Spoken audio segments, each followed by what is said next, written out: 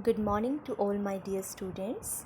So, from this week onwards, we'll start our further syllabus, that is chapter number 6, the 100 Dresses part 1.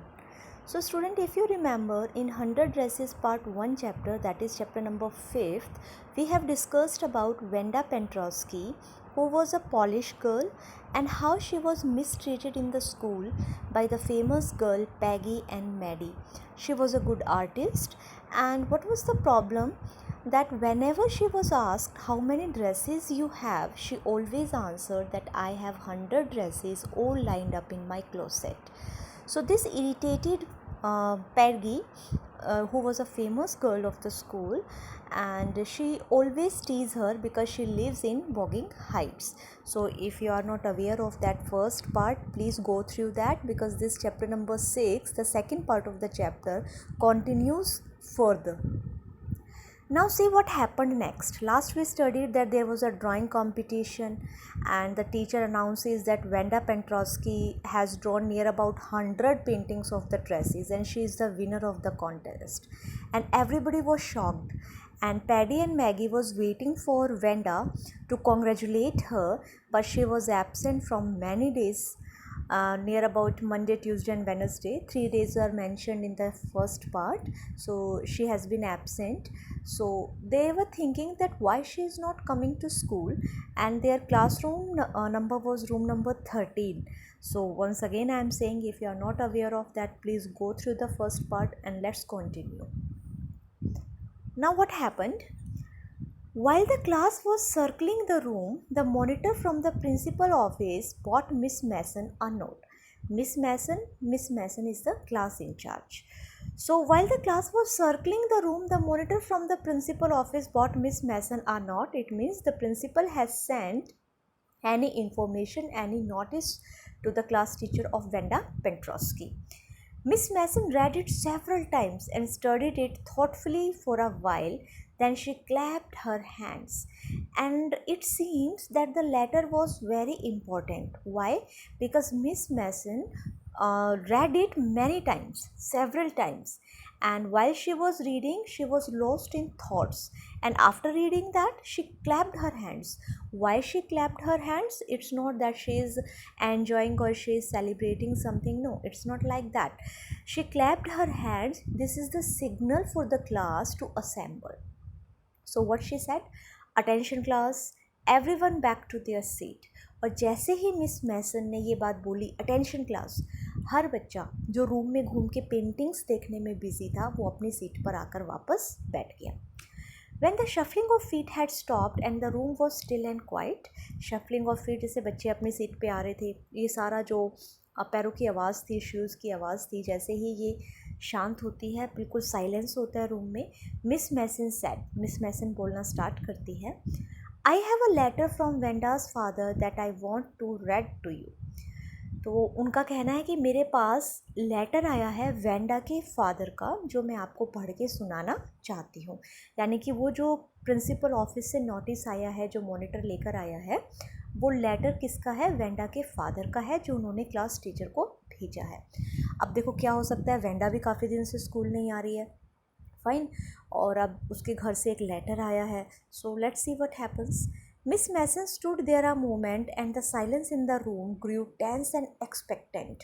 अब सारे के सारे बच्चे बहुत डेस्परेट हो गए कि क्या लिखा है इस लेटर में, और सारे बहुत टेंस और एक्सपेक्टेंट, यानी जानना चाहते थे that what is written in this letter. The teacher adjusted her glass slowly and deliberately. ये एक टीचर्स का एक्शन आपको बताया है कि ग्लासेस जो चश्मे लगाते हैं, वो टीचर ने स्लोली और बड़े ध्यान से डेलिब्रेटली लगाए, अपने फेस पे सेट किए. Her manner indicated that what was coming. This letter from Venda's father was a matter of great importance. और बेटा हम थोड़ा सा फेशियल एक्सप्रेशन से भी जज कर लेते हैं कि मैटर क्या हो सकता है.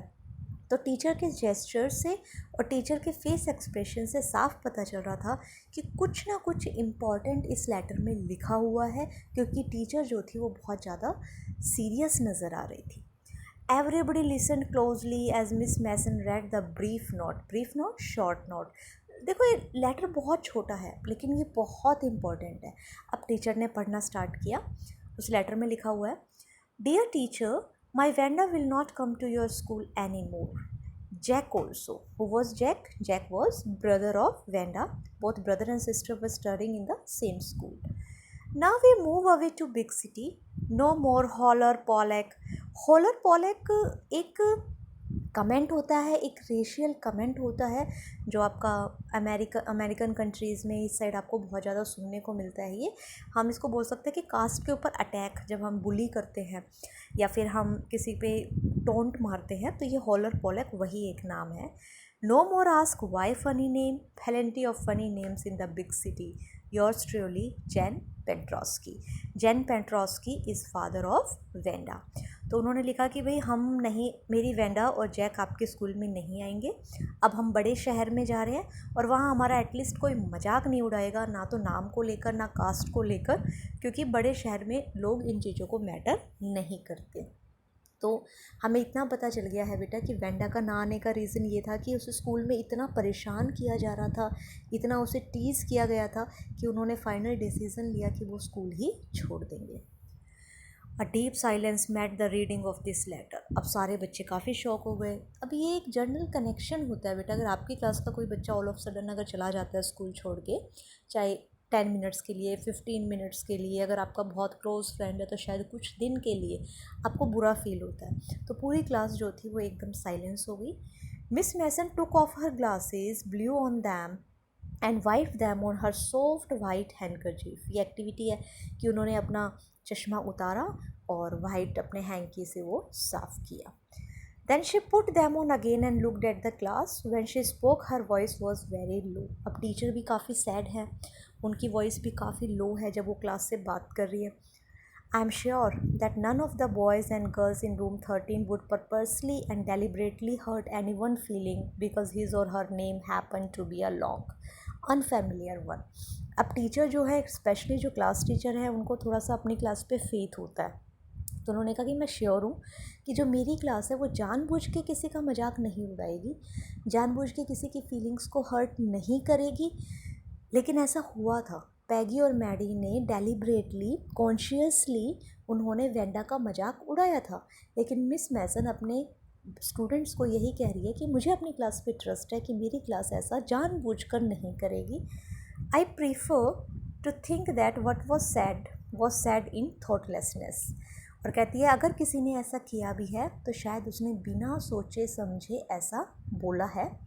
I know that all of you feel the way I do, that this is very unfortunate thing to have happened, unfortunate and sad both, and I want you all to think about it. अब teacher कहती है, देखो teacher का जो समझाने का तरीका है वो बहुत ही डिफरेंट है। टीचर ने ना उनको स्कोल्ड किया ना डांटा, टीचर ने इतना कहा कि आई एम श्योर कि आप जानबूझ के किसी को हर्ट नहीं करेंगे, लेकिन अगर फिर भी आपने किया है तो वो थॉटलेसनेस में किया है। मैं चाहती हूँ कि आप लोग इस चीज़ के बारे में सोचो कि जो भी ये हुआ कि एक टैलेंटेड बच्चे ने अपना स्कूल छोड़ा क्योंकि उसको यहाँ पे टीज़ किया गया, ये बहुत ही ज़्यादा अनफॉर्चुनेट है। And I want you all to think about it. I hope up to now it is clear to you. Now see, the first period was a study period. Maddie try to prepare her lessons. अब देखो बेटा, जो first period था वो किसका था? Study lecture था। और जो मैडी कौन थी? मैडी पैगी की बेस्ट फ्रेंड, और Maddie was equally poor then Wanda. अगर हम बात करें उनकी क्लास में तो सबसे पुअर जो लड़की थी वो वेंडा थी, और वेंडा के बाद अगर किसी का नंबर आता था तो वो मैडी का आता था। यही रीज़न था कि मैडी हमेशा डरी रहती थी और उसने कभी भी पैगी को स्टॉप नहीं किया कि उसका मजाक मत उड़ाओ। But she couldn't put her mind on her work. अब बेटा बहुत डिस्टर्ब हो गई वेंडा के स्कूल से जाने से। मैडी को बहुत शॉक लगा कि उनकी वजह से एक लड़की ने स्कूल छोड़ दिया, तो वो अपने काम पे कॉन्सेंट्रेट नहीं कर पा रही थी। She had a very sick feeling in the bottom of her stomach. True, she had not enjoyed listening to Peggy ask Vanda how many dresses she had in her closet, but she had said nothing.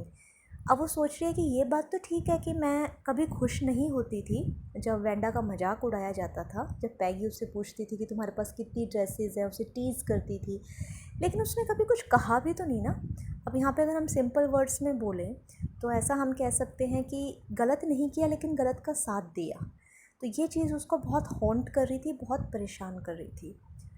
She had stood by silently, and that was just as bad as what Peggy had done. Worse, she was a coward. अब वो खुद को कह रही है कि मैं बहुत कायर थी. At least Peggy hadn't considered they were being mean, but Maddie had thought they were doing wrong. She could put herself in Venda's shoes. Put herself in Venda's shoes, जैसा हमने फर्स्ट पार्ट में पढ़ा था, अगर आपको याद हो. Wanda ने क्यों नहीं रोका कि सॉरी मैडी ने क्यों नहीं रोका उसे उसका मजाक उड़ाने से. उसे लगा कि अगर वेंडा का टीज़ करना रुक गया तो नेक्स्ट टारगेट वो उन लड़कियों के लिए हो सकती है. बस इसी डर की वजह से उसने कभी भी वेंडा को सपोर्ट नहीं किया और आज उसे अपनी इसी बात का बहुत ज़्यादा बुरा लग रहा है. Goodness, wasn't there anything she could do? If only she could tell Venda she hadn't meant to hurt her feelings.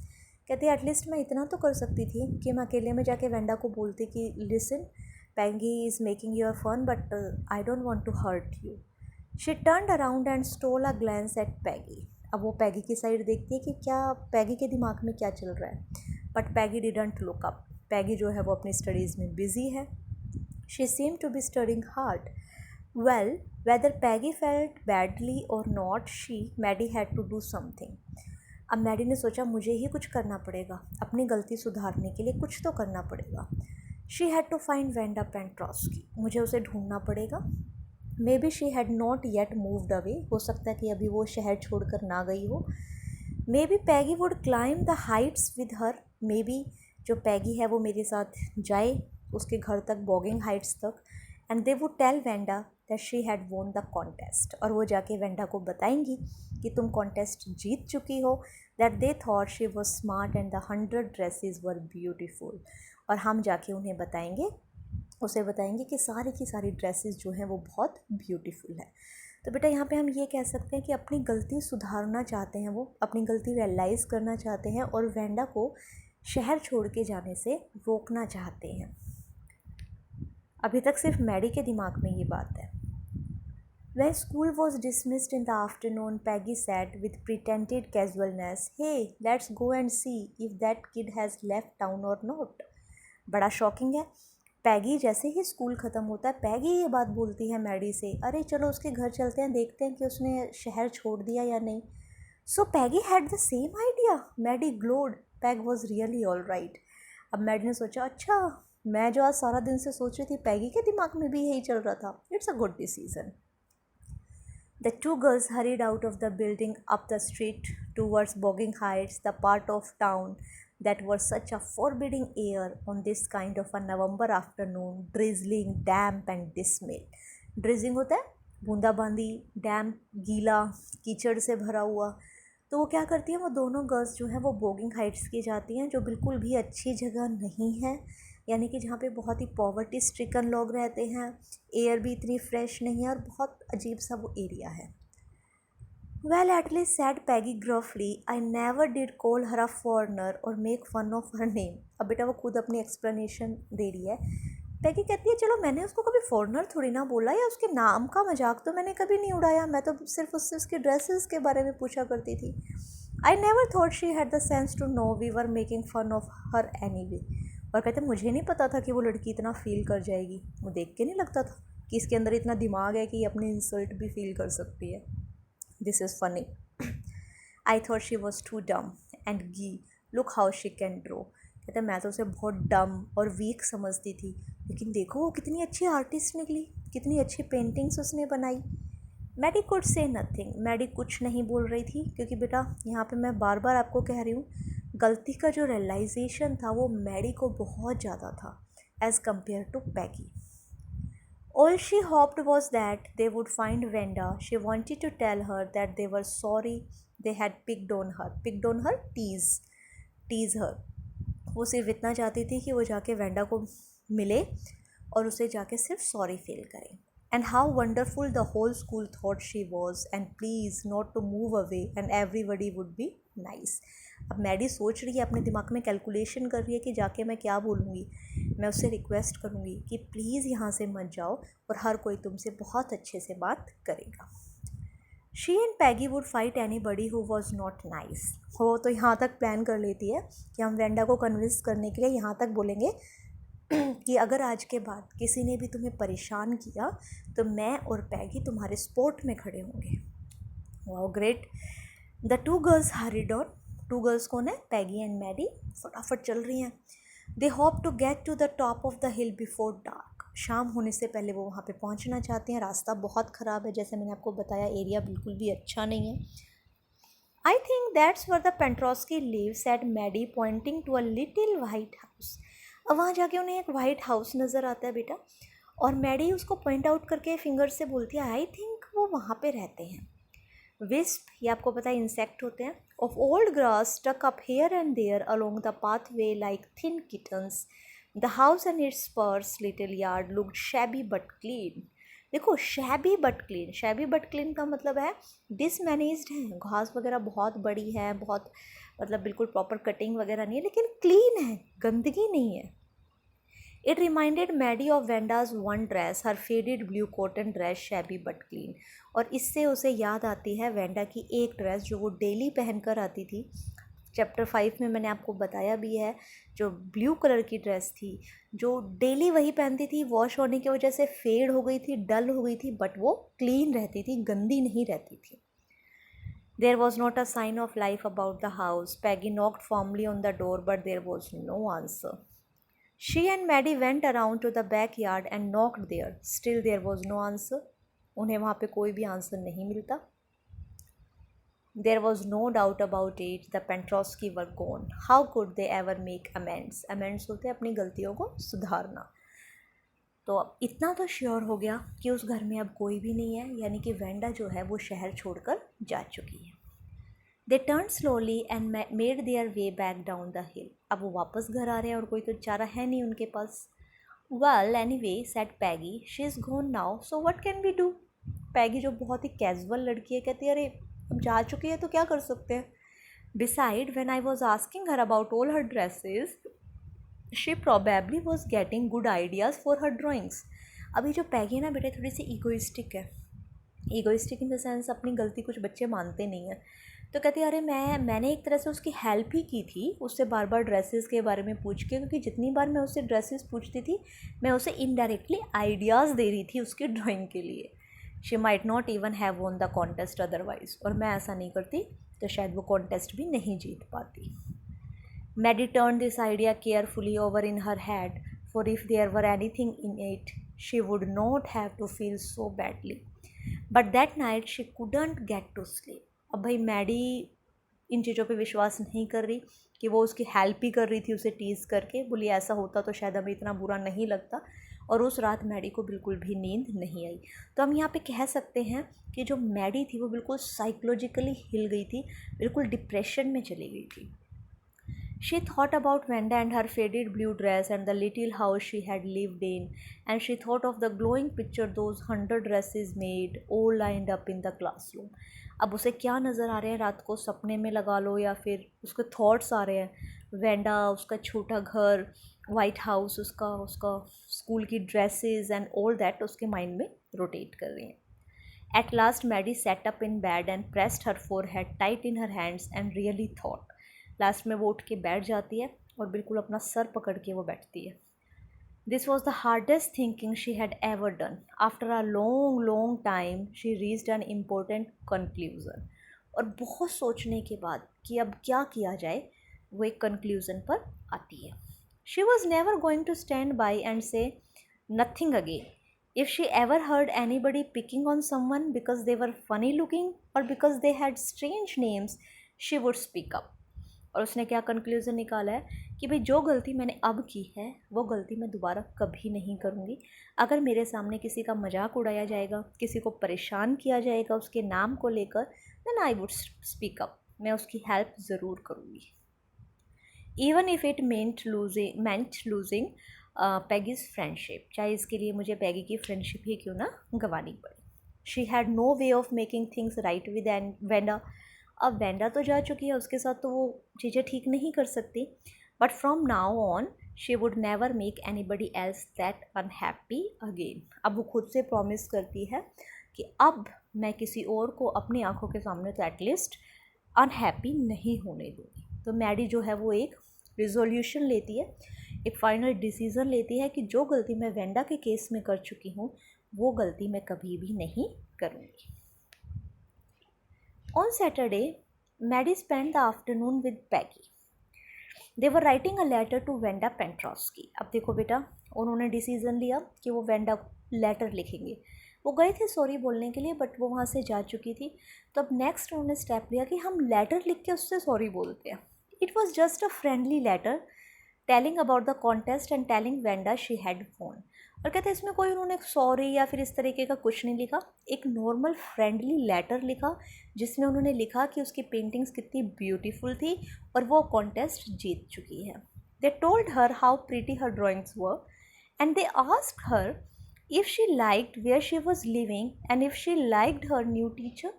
और उन्होंने ये भी पूछा कि क्या तुम जहाँ रह रही हो वहाँ तुम खुश हो और क्या तुम्हें अपनी नई टीचर पसंद आई। They had meant to say that say they were sorry, और डायरेक्टली लिखने के बजाय अपनी बातों के तरीके से वो इनडायरेक्टली उसे सॉरी ही बोलना चाहते थे। But it ended up with their just writing a friendly letter the kind they would have written to any good friend. और लेटर उन्होंने इस तरीके से लिखा जैसे वो अपने किसी नॉर्मल फ्रेंड को लिखते हैं। The kind they would have written to any good friend, and they signed it with loads of X for love. They mailed to the letter to Woking Heights, writing please forward on the envelope. अब बेटा नया address तो उनके पास नहीं था कि Wanda exactly कहाँ गई है, कहाँ रह रही है। तो उन्होंने क्या किया, उस लेटर को उसी वाइट हाउस पे ड्रॉप किया और उस एनवलप पे लिखा प्लीज़ फॉरवर्ड, यानी कि अगर किसी को लेटर मिलता है और उन्हें पता है कि वेंडा कहाँ है तो ये लेटर उसको फॉरवर्ड कर दिया जाए। तो हम कह सकते हैं कि ये लेटर वेंडा तक पहुंचने के चांसेस बहुत कम है। Days passed and there was no answer, but the letter didn't come back, so maybe Venda had received it. काफ़ी दिन निकल गए बेटा, उस लेटर का कोई भी आंसर उन्हें नहीं मिला और ना ही वो लेटर वापस आया। तो इससे वो आइडिया लगाते हैं कि शायद वेंडा ने वो रिसीव कर लिया। Perhaps she was so hurt and angry she was not going to answer, you couldn't blame her. और अब मैडी ने क्या कंक्लूजन निकाला कि शायद वो इतना गुस्सा है कि शायद वो हमसे बात भी नहीं करना चाहती। Weeks went by and still Vanda didn't answer. Peggy had begun to forget the whole business and Maddie put herself to sleep at night making speeches about Vanda. जो पैगी है वो सब कुछ भूल चुकी है, काफ़ी टाइम निकल चुका है, और जो मैडी है वो हमेशा नींद में स्पीचेस देती रहती है, वेंडा को प्रोटेक्ट करती रहती है क्योंकि उसके दिमाग पे सबसे ज़्यादा असर इस चीज़ का पड़ा था। Defending her from great crowds of girls who were trying to tease her with how many dresses have you got, and before Wanda could press her lips together in a tight line the way she did before answering, Maddie would cry stop, then everybody would feel ashamed the way she used to feel. अब वो अपने सपने में क्या देखती है Maddie कि Wanda खड़ी हुई है, सब उसे वही क्वेश्चन पूछ रहे हैं how many dresses you have, और वेंडा जैसे ही जवाब देती है मैडी जो है उसे स्टॉप करती है और सब की सब लड़कियां वहाँ बहुत ज़्यादा एम्बैरेस हो जाती है। Now it was a Christmas time and there was snow on the ground. Christmas bells and small trees decorated the classroom. On the last day of school before the holidays, the teacher showed the class a letter she had received that morning. अब बेटा उनका Christmas break आने वाला था, बहुत beautiful scenario था, Christmas bells थी, snow थी, एवरीथिंग वाज ब्यूटीफुल। अब टीचर को एक और लेटर मिलता है उसी दिन सुबह, क्रिसमस हॉलीडेज से 1 डे बिफोर। अब टीचर क्या बोलती है, You remember Vanda Pentrowski, the gifted little artist who won the drawing contest? Well, she has written me, and I'm glad to know where she lives because now I can send her medal. I want to read her letter to you. अब teacher कहती है, अरे तुम्हें Wanda याद है जिसने वो drawing contest जीता था? उसने आज मुझे लेटर लिखा है और मैं तुम्हें पढ़ के सुनाती हूँ कि उसने क्या लिखा। The class set up with a sudden interest and listen intently. भाई इस चीज़ में तो ये बच्चे काफ़ी ओबीडियंट हैं कि जैसे ही टीचर बोलती है कि ध्यान से सुनो सारे साइलेंट हो जाते हैं। तो देखो इस बार उन्होंने क्या लिखा, वेंडा ने लिखा है, dear Miss Mason, how are you in room 13, please tell the girls they can keep those 100 dresses. How beautiful. कहती है कि प्लीज़ उन लड़कियों को बोलना कि वो 100 ड्रेसेस अपने पास ही रख लें, because in my new house I have 100 new ones all lined up in my closet, क्योंकि मेरे घर में मेरे पास 100 और नई ड्रेसेस हैं, यानी कि उसने और पेंटिंग्स बना ली. I would like that girl Peggy to have the drawing of the green dress with the red trimming and her friend Maddie to have the blue one for Christmas. अब वो कहती है कि मैं पैगी को गिफ्ट करना चाहती हूँ अपनी रेड वाली पेंटिंग, और अपनी ब्लू वाली पेंटिंग जो है वो मैं मैडी को गिफ्ट करना चाहती हूँ, तो उनको वो मेरी पेंटिंग्स दे दी जाए. I miss that school and my new teacher doesn't equalize with you. कहते हैं मैं उस स्कूल को बहुत याद करती हूँ और मेरी जो नई टीचर है वो आपकी जैसी नहीं है. Merry Christmas to you and everybody, Wanda Petronski. So बेटा वेंडा ने फाइनली रिप्लाई किया और उसने पैगी और मैडी को गिफ्ट में अपनी बनाई हुई पेंटिंग्स दी, और उसने बताया कि वो अपने स्कूल को नहीं भूल पाई है. अब देखो क्या होता है. On the way home from school paddy and Maggi held there drawings very carefully. अब जैसा कि वेंडा ने लेटर में लिखा था, टीचर ने वो गिफ्ट्स उन्हें दे दिए पैगी और मैडी को, और वो अपने ड्राइंग्स को बड़ा ब्यूटीफुली होल्ड करके आई. All the houses had wreath and holly in the windows. Outside the grocery store, hundreds of Christmas trees were stacked, and in the windows, candy peppermint sticks and cornucopias of shiny transparent paper were strung. The air smelled like Christmas, and light shining everywhere reflected different color of the snow. कि रास्ते का बताया गया कि Christmas पे किस तरीके से डेकोरेशन हो रखी थी. आइस थी, वहाँ पे क्रिसमस ट्रीज़ थे, बेल्स लगी हुई थी, बहुत कलरफुल सिनेरियो था, स्वीट्स वगैरह शॉप्स पे सेल हो रही थी, तो everything was very beautiful. Boy said Peggy, this sure she really likes us. It's sure she got hour later and this is her way of saying that everything all right and that's it. अब पैगी, जैसा मैंने आपको बताया, बहुत ही casual है. उसने क्या कहा, रे देखो इसका मतलब हमारा लेटर उसे मिल गया है और उसने हमें माफ़ कर दिया है, सब कुछ ठीक है, तभी तो उसने अपनी पेंटिंग्स हमें गिफ्ट में दी, अदरवाइज़ क्यों देती वो. I hope so said Maddie sadly.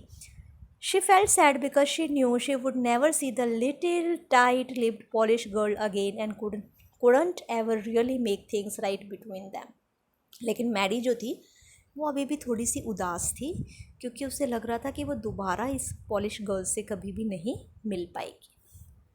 She went home and she pinned her drawing over a torn place in the pink floored wallpaper in the bedroom. The shabby room came alive from the brilliancy of the colors. अब क्या करती है Maddie, घर जाते ही उस painting को अपने bed के बिल्कुल सामने वॉल पे लगा देती है, और उसमें कलर्स इतने ब्यूटीफुल होते हैं कि पूरे के पूरे रूम में ना एक जान आ जाती है, यानी कि कलर्स आ जाते हैं, बहुत ब्यूटीफुल लगते हैं. Maddie sat down on her bed and looked at the drawing. She had stood by and said nothing, but Wanda had been nice to her anyway. अब मैडी उस पेंटिंग को देख रही है बेटा, और वो सोच रही है कि देखो हमने कितना गलत किया उस लड़की के साथ, लेकिन फिर भी वो हमें कभी भी उसने हमें हेट नहीं किया. अगर हेट करती तो शायद ये पिक्चर्स हमें गिफ्ट में ना देती. Tears blurred her eyes and she gazed for a long time at the picture. हाँ बेटा वो थोड़ा इमोशनल हो गई, उसकी आइज़ जो थी वो ब्लर हो गई, धुंधली हो गई, और वो उस पिक्चर को कॉन्टीन्यूसली देख रही थी. Then hastily she rubbed her eyes and stared it intently. अब कुछ ऐसा हुआ बेटा, उसे पिक्चर में कुछ ऐसा दिखा कि उसने फटाफट अपने आंसू पोंछे और उस पिक्चर को ध्यान से देखा. The colours in the dress were so vivid that she had scarcely noticed the face and head of the drawing. कहते उस ड्राइंग की कलर्स इतने ब्यूटीफुल थे कि वो ड्राइंग है किसकी, इस पर तो किसी ने ध्यान ही नहीं दिया. बट इट लुक्ड लाइक हर. उसमें जिस लड़की का जो फेस बना हुआ है वो बिल्कुल मैडी का फेस है. देखो बेटा इसमें तो कोई डाउट नहीं है कि वेंडा जो थी वो एक गिफ्टेड आर्टिस्ट थी, तो एक artist as it is face भी बना सकता है. यानी कि जिस टाइम वो पेंटिंग्स बना रही थी उस ड्रेस की, तो उसका जो फेस है वो भी उसने मैडी का ही बनाया था. यानी कि ऑलरेडी बहुत पहले से ही वो उनको पसंद करती थी और उनके लिए वो ड्रेसेस बना रही थी. Why it really looked like her own self? Wanda had really drawn this for her. Excitedly she ran over to Peggy's. और वो पैगी के घर भागते हुए जाती है, क्योंकि अभी तक हम क्या सोच रहे थे कि उसने अपनी 100 ड्रेसेस में से कोई 2 पेंटिंग उन लड़कियों को गिफ्ट कर दी. लेकिन ऐसा नहीं था. जब वो ड्रॉ कर रही थी तब वो उनके लिए ही ड्रॉ कर रही थी, उसी टाइम उन्होंने उसकी पिक्चर भी बनाई थी. Peg, she said, let me see your picture. What's that matter? asked Peggy As they clattered up to her room where Vanda drawing was lying face down on the bed, Maddie carefully raised it. अब जैसा कि हम expect कर रहे थे, पैगी को कोई फ़र्क नहीं पड़ता इन चीज़ों से, तो उसने तो वो पेंटिंग ले जाके अपने घर पे ऐसे ही रख दी थी। मैडी की तरह वो कोई उसे देख नहीं रही थी, ध्यान नहीं दे रही थी। तो मैडी उसे कहती है, अरे अपनी पिक्चर दिखाओ, पेंटिंग दिखाओ। तो वो उसके रूम में जाती है और उसे देखती है। What did I say? said Peggy. She must have Look, she drew you. We are here. Look, she drew you. That's you, she exclaimed. And the head of face of the picture did look like Peggy. अब Maddie कहती है, अरे देखो, इसमें तुम्हारी picture बनी हुई है। यानी कि ये जो तुम्हें गिफ्ट में पेंटिंग मिली है, इसमें जो लड़की बनाई गई है उसका फेस तुम्हारे जैसा है, तुम्हारा फेस है। What did I say? said Peggy. She must have really liked us anyway. पैगी कहती है, हाँ यार, बात तो ठीक है, अब मैं क्या कह सकती हूँ, शायद वो हमें बहुत पसंद करती थी। Yes, she must have, agreed Maddie, and she blinked away the tears that came every time she thought of Vanda standing alone in that sunny spot in the schoolyard, looking stolidly over to the group of laughing girls after she had walked off, after she had said, sure, 100 of them all lined up. और Maddie को वही सारी बातें याद आ जाती हैं कि वो लड़की किस तरीके से धूप में खड़ी है, सब उसका मजाक उड़ा रहे हैं, और किस तरीके से वो जवाब देती है that I have 100 dresses all lined up in my closet. So this was the part 2 of the 100 dresses. This is chapter number 6 and the second part of the chapter. I hope this is clear to you. This chapter is having a complete end. So how Vanda finally gifted 2 paintings to Paddy and Maggie, and she has drawn for them only. So please go through that and you'll find all the vocab words and all the summary in your study notes also. So study it carefully.